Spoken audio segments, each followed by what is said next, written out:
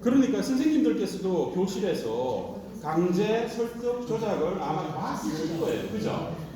다 쓰시는데 이거를 내 이익을 위해서 일부러 이렇게 하시는 분들은 거의 없을 거라고 봅니다. 이거 학생들을 위해서라도 이런 권력 행사를 해야 하는 거죠. 안 할 수가 없습니다. 부모 자식 간에도 뭐예요? 기본적으로 공동세고 협력이지만 이거 안 쓸 수가 없죠. 네. 그럼 너무 부부 관계는 예, 다시 맞벌이 부부 관계는 미묘하죠. 미묘한데 맞벌이 부부 같은 경우에 제일 큰 갈등 원인이 뭐라고 보십니까? 육아 수도권. 집안일 수도권. 통계를 보면 가사분담 맞는 것 같습니까? 예 가사분담인데 가사분담을 어떻게 해요? 설득을 할 수도 있겠죠. 당신만 돈 벌어 오는 게 아니잖아.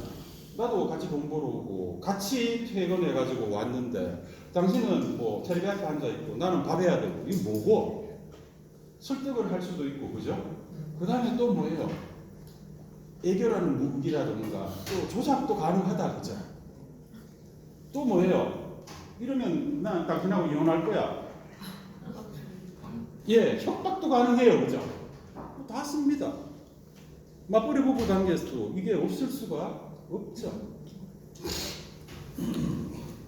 또 뭐 다른 조심이 있습니까? 저는 강의하는 것보다 이 질의응답하고 이런 것도 좋아요. 예. 아무런 반응이 없으면 이해를 한 건지 만 건지 벽보고 얘기하는 것 같아요. 되게 힘들어요. 뭐 없습니까? 지금 넘어가. 예. 아까 여기 질문하신 거랑 비슷한 내용인데요.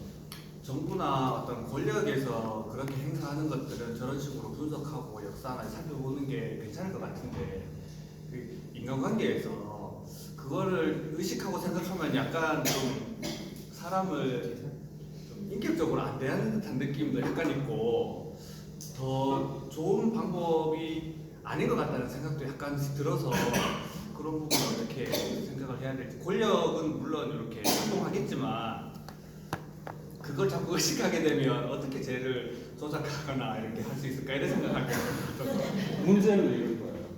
권력이라는 것은 요즘 청와대가 아니죠. 용산에 있고, 그다음 국회의사당에 있고, 그다음 시청에 있고, 경찰서에 있고 이렇게만 생각하면은 실질적으로 우리 일상생활에서의 권력관계를 이해 못합니다.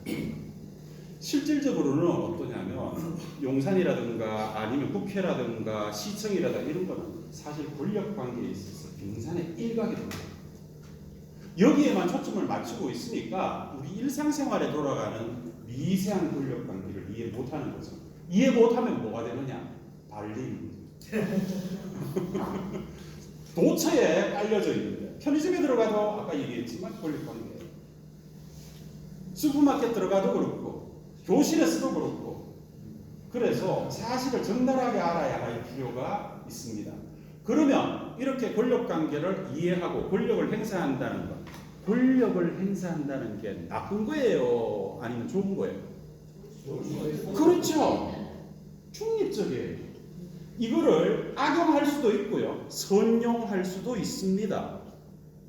근데 권력은 선입관을 가지고 이건 나쁜 거고 이건 괴롭히는 거고 이렇게 생각하기 때문에 사실 권력을 이해 못하고 권력을 이해 못하면은 우리가 발리는 거죠. 오케이 또 다른 분 질문 있습니까? 예.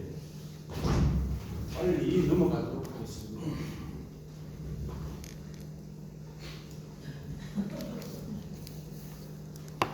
예, 요거 됐고요. 그 다음에 이제 신체 영역이 있습니다. 요거를 한 30분 하고 나면 끝나야 됩니다. 자, 그러면 전근대사회, 전통사회에서는 고대부터 시작해서 중세 말에 근대 초기까지 신체형이었어요. 이 신체형의 기본적인 구조는 어쩌면 아까도 얘기했었죠. 이에는 입, 눈에는 눈, 다 뭐예요? 신체죠. 예. 그뿐만이 아니고 남의 돈을 훔쳤으면은 이건 뭐야? 돈으로 갚아야 돼요. 남의 짐승을 죽였으면 짐승으로 갚아야 돼요. 이게 정의의 원칙입니다. 그런데 기본적으로 신체형을 왜 했는가? 고문의 3대 원칙이 있습니다. 우리는 어떠냐면 고문이라는 것은 힘센 자가 약한 자를 잡아놓고 마음대로 막 괴롭히는 거라고 생각하는데 사실은 그게 아니었어요. 나름대로의 원칙과 원리가 있었어요. 그게 바로 이 세 개로 이유가 됩니다. 먼저 신체형 고문을 하는 것은 진리를 규명하는 거예요. 지식과 권력, 즉 범죄와 범인과 범죄를 밝히는 과정에 고문이 포함되어야 합니다. 그러니까 사람을 그냥 괴롭히기 위해서가 아니고 범인과 범죄를 밝히는 요게 지식이죠. 여기에 권력이 동원되는 거죠. 그러니까 다시 말한다면 진리를 힘의 행사를 통해서 쟁취한다는 게 제일 기본적 원리입니다. 이제 근대 과학의 시초를 프란시스 베이컨으로 잡는 사람들이 꽤 많습니다. 프란시스 베이컨. 베이컨은 뭐라고 얘기했느냐면 실험을, 그러니까 근대 과학은 뭐를 하느냐면 실험으로 진리를 밝히는 거잖아요, 그죠? 실험은 자연에 고문을 가해서 진리를 토하게 만드는 게 실험이에요. 자연에다가 고문을 가해서 진리를 자백하게끔 만드는 게 뭐예요? 이게 실험이라고 프란시스 베이컨이 그렇게 정의를 했어요. 요게 그대로 뭐예요? 바로 고문이죠. 그래서 이거는 자의적으로 힘 있는 사람이 약자를 불러다 놓고 뭐 이렇게 쥐락펴락하는 이런 행위가 아니죠. 진리를 규명하기 위해서 권력 행사를 해 들어가는 겁니다. 이게 첫 번째 원리입니다. 자, 여기에 보면은 진리 규명 과정은 비밀스럽게 진행됐어요. 심지어는 일반 시민들이라고 되어 있는 것은 시민들 잘못 쓴 게 아닙니다. 이 근대 사회에 들어와서 민주주의가 되고 나서 시민들이 되고 왕 밑에서는 뭐예요? 다 신민들이죠. 그래서 이 시민들 일반 사람들에게도 비밀리에 되고요. 혐의자 자신도 자기가 어떻게 조사되는지 잘 몰라요. 이 이유는 진리는 소수 엘리트의 전유물이라는 생각을 이 당시에 갖고 있었어요. 그러니까 일반 사람들한테는 진리를 얘기해줘도 잘 모른다. 두 번째, 진리를 일반 사람들, 무식한 사람들이 알면은 뭐예요?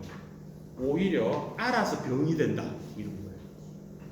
그래서 심지어는 umberto eco라는 사람이 쓴 뭐 장비의 비밀이라든가 이런 걸 보면은 그 아주 소중한 진리가 적혀 있는 문서에서는 책장을 이렇게 침 붙여가지고 넘기는데 독약을 발라가지고 이거 바르면 죽도록 만드는 거예요.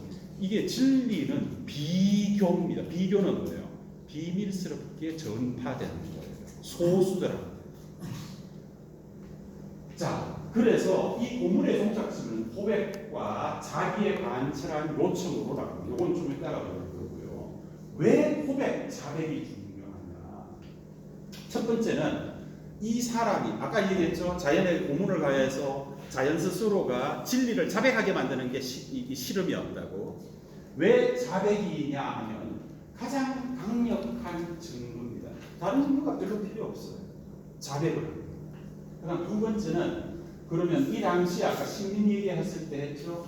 왕의 진정한 승리입니다. 왜냐하면 법이라는 것은 왕의 명령이거든요. 왕의 의지로서 명령된 건데 그 법을 어겼다는 것은 내가 왕에게 도전하는 거죠.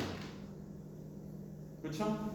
그래서 자백을 하고 그 다음에 자비를 간절하게 요청하게 되면 반역자가 스스로 자기가 잘못했다는 것을 자인할 뿐만 아니라 사죄를 받게 되니까 왕의 진정한 승리가 돼 나온다는 거예요.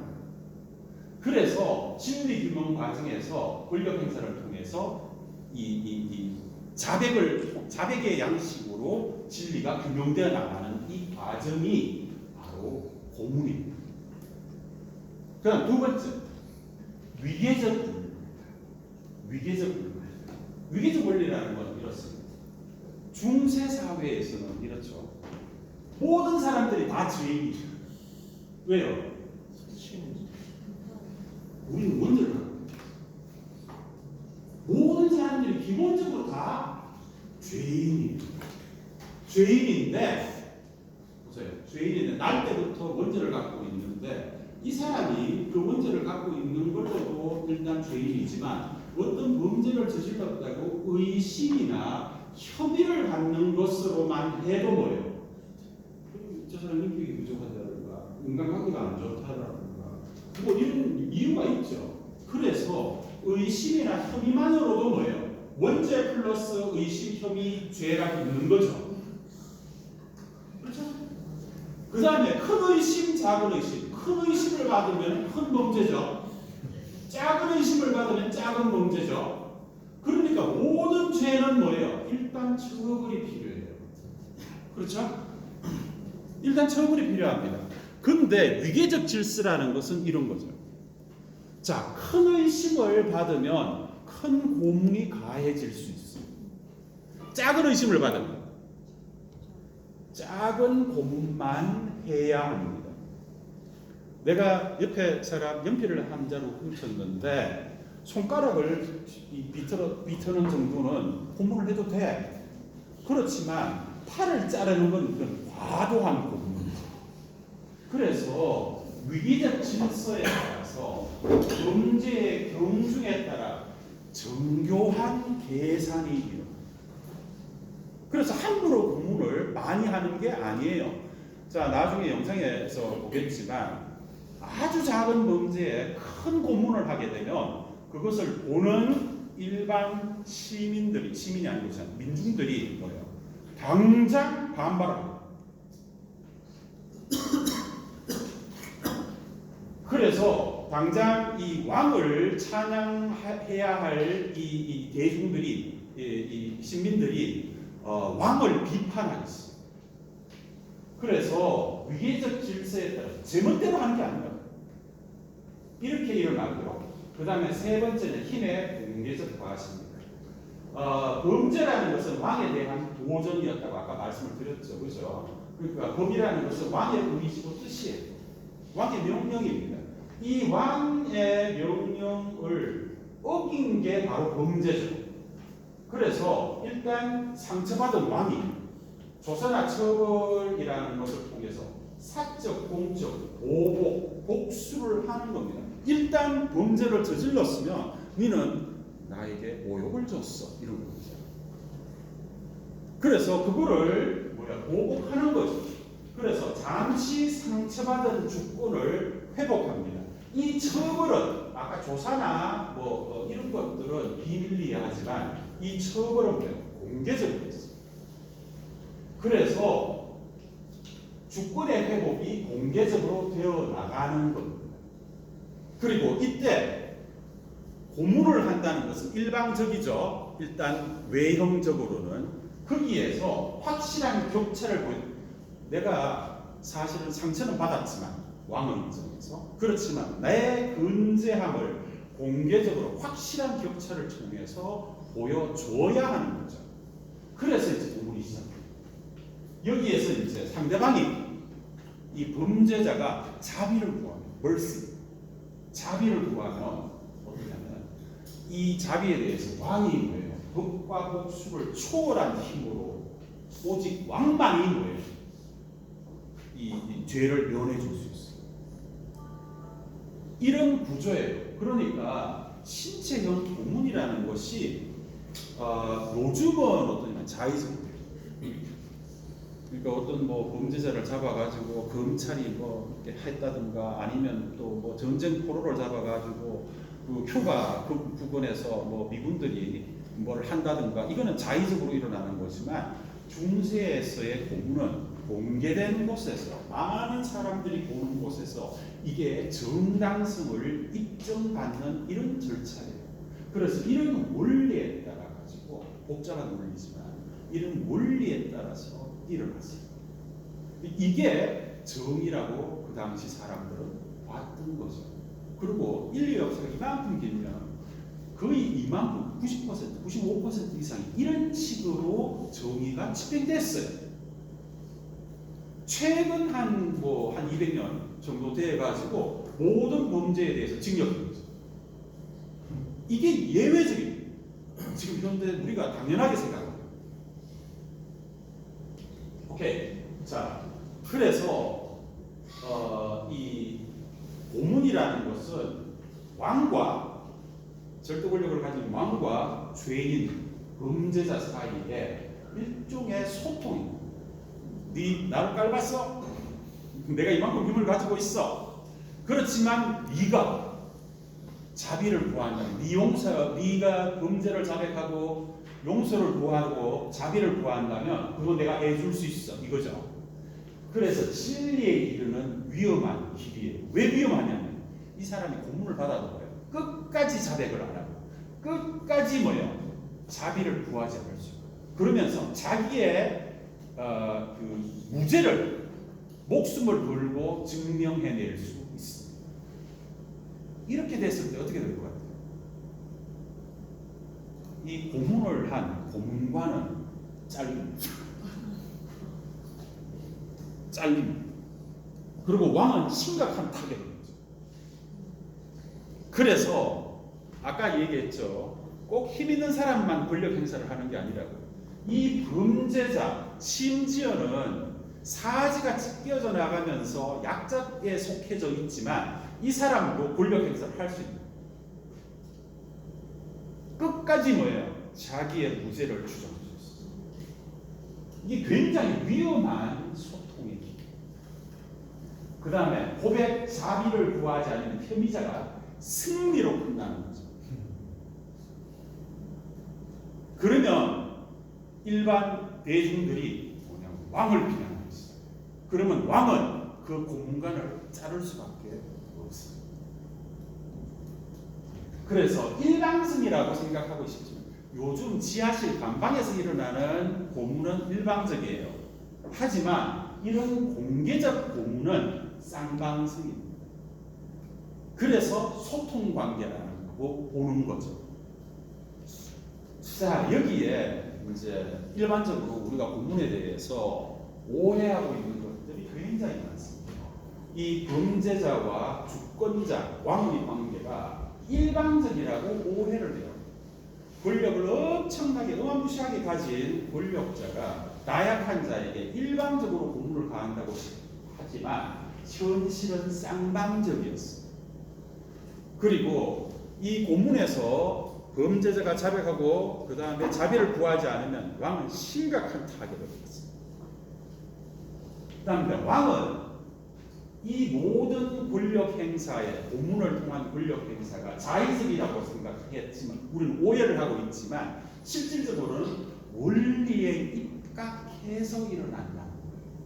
아까 얘기했죠? 작은 문제에 대해서는 큰 고문을 할 수가 없어요. 그 다음에 또 오해는 이거는 무자비하게 고문을 가한다고 생각하지만 자비성이 또한 있었어요. 언제든지 자백을 하고 그 다음에 자비를 청하면은 왕이 그거를 받아줍니다. 받아줘서 이거는 대역 범죄라 할지라도 이건 반드시 죽여야 돼요. 그렇지만 그 자리에서 고문을 멈추고 그냥 목을 잘라서 고통을 없애줍니다. 이런 자비가 있었다. 그 다음 혐의자에 보면 혐의자는 무기력한 약자이기만 하다고 생각했지만 아니었어요. 투쟁을 할 수 있어요. 끝끝내 자기의 무죄를 입증하려고 투쟁을 벌일 수가 있고 이 투쟁을 통해서 왕에게 엄청난 타격을 줄 수도 있어요. 그래서 오해와 현실이 이렇게 다릅니다. 우리는 사실 고문에 대해서 잘 몰랐던 거죠. 우리가 일반 드라마나 이런 데서 그 요즘 오늘날 일어나고 있는 고문 이런 것만 봐서 그렇지 공개적으로 일어나는 고문을 못 본 거죠. 오늘 볼 겁니다. 이 가운데 제일 인상적인 게 뭡니까? 오해와 현실에서 선생님들은 뭡니까? 투쟁에서 예. 투쟁적. 이 혐의자가 고문을 받아가 끝끝내 모가지가 땅땅 돼 나가는 이 범인이 혐의자가 승리를 거둘 수 있다고 생각 못하십니다. 이 가운데 제일 이상 깊은 게 아마 투쟁성일 겁니다. 푸코는 뭘 독자에게 이 일장에서 각인을 시키려고 하느냐 하면 권력은 항상 투쟁이 전제됩니다. 권력 관계를 어떻게 이해를 하느냐면 푸코는 이런 예를 들어요. 유도를 할 때 권력 관계가 잘 나타나는 거예요. 상대방이 어떤 기술을 벌죠? 그러면 우리가 일반적으로 그 기술을 당하는 게 아니잖아요. 그 기술을 이용해서 내가 뭐예요? 역치기를 할 수 있죠. 이런 게 권력입니다. 그러니까 왕이 고문을 통해서 지가 원하는 것을 얻으려고 할 때 나는 그것을 감내하고 뭐예요? 내가 원하는 것을 얻을 수 있게끔 기술을 또 걸 수 있겠죠. 이런 관계가 권력. 근데 아까 나중에 보시면 알지만侵略형으로 넘어가면 이 투쟁성이 사라져요. 이 투쟁성이 자치를 감추어요. 그래서 오늘날 가난하고 못 배운 약자가 최고의 권력자와 맞설 수 있습니까? 어떻게 맞습니까? 이게 민주화된 겁니까? 이게 더 자유로워진 거예요.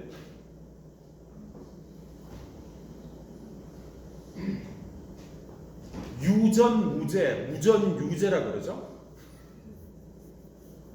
힘없고 돈 없고 약자들이 권력에 맞서지를 잘 못해요. 옛날에는 왕에게 도전했어요. 내가 고문을 당하고 사지가 찢겨져도 왕에게 도전할 수 있었어요. 최고 권력자. 이런 투쟁의 목소리를 우리는 고문에서 들어야 합니다. 오케이, 이 정도 해놔놓고요. 그 다음에 선생님 보시면은 여기에 브레이브하트 영화가 동영상이 있습니다. 예, 요 동영상 밑에. 예. 자, 이거 편집을 했고요. 중요한 장면만 편집을 했고요. 7분 한 몇십 초 걸립니다. 자세히 보세요. 제가 강의를 듣고 나서 보면은 굉장히 다르게 보일 수 있을 거예요.